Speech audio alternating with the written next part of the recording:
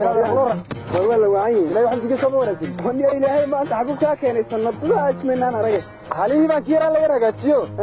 تنا حاله ما قط بحكي كيرا كيموس وين تنا ساك اللي يروريو كينتي ويني ده أكيد يتوجه قريب جست كير حتى قلبه مكان حبرنا كينت هصوت شيء عصام أيام جينا هذا أيه فارود ده واسطة أيام نبض قبه هذا حوار هيسا والله إنه أرد برجي خليش وانا حاجة أيه قلبه هيا وين تنا reeru waynu kala fogaano magaalana tuulaan ma arag faro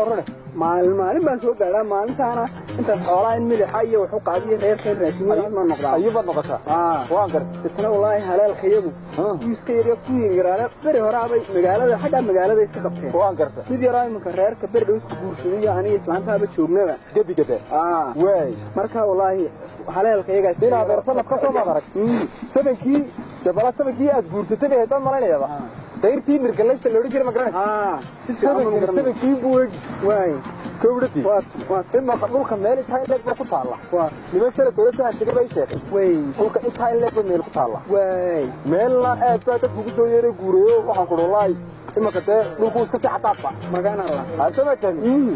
aniga laftayda ninka ku waramaya waxa islaadiya la bedekeeda leeyahay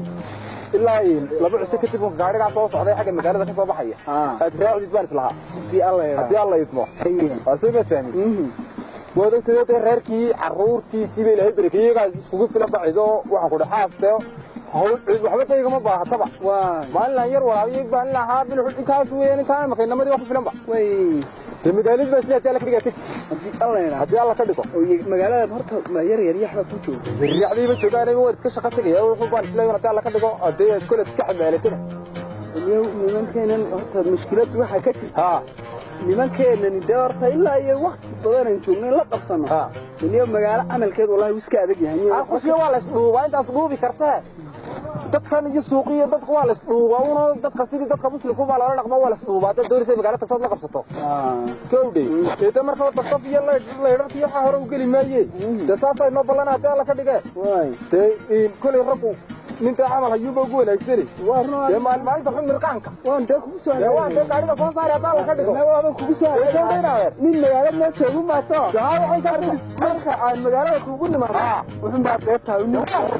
ku wada marqaad iyo cid dareerisa cid kale min soo yeelay waxa ay dadka la keenay waa noocan ka hadda ilaahay way daadina reerka ka yar war hayo tee waxaan ku ri hadda la ka dhigo ma garanay gabadha lafteedu ma kaba iska tee ma kaba maxamilay